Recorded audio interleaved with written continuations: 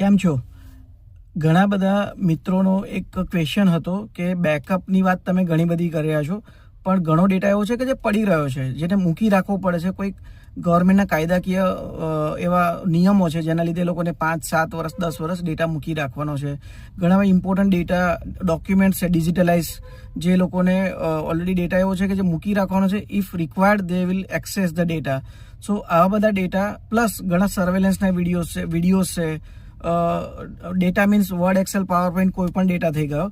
અને વિડીયોનો ડેટા છે કે જે કન્ટેન્ટ તમારે લાંબા ટાઈમ મૂકી રાખવાનું છે. યુઝ્યુઅલી લોકો એને યુએસબી હાર્ડ ડ્રાઈવ ઓર નેસ્ટ કે સેન ડ્રાઈવમાં મૂકી રાખતા હોય છે. પણ હવે જેમ આપણે જોઈએ છે 2026માં, તો બધાને સ્ટોરેજ એ એક્સપેન્સ થઈ રહ્યો છે મોટો.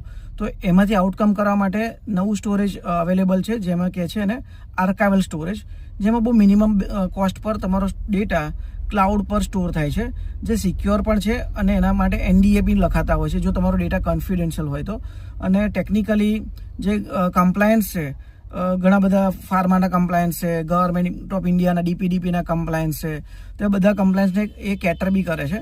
તો જો તમારે આવો જ કોઈ ડેટા છે એને મૂકવો છે કે એને ક્યાં મૂકો ને કેવી રીતે મૂકો, અને એના માટેનું કોઈ ગાઈડન્સ જોતું તો કમેન્ટ લખશો, તો હું તમને આગળ એક નવો વિડીયો લઈને આવીશ કે કેટલી ટાઈપના બેકઅપ અવેલેબલ છે અને ક્યાં ક્યાં આપણે સ્ટોર કરી શકીએ છીએ અને કયા કોસ્ટ ઇફેક્ટિવ છે.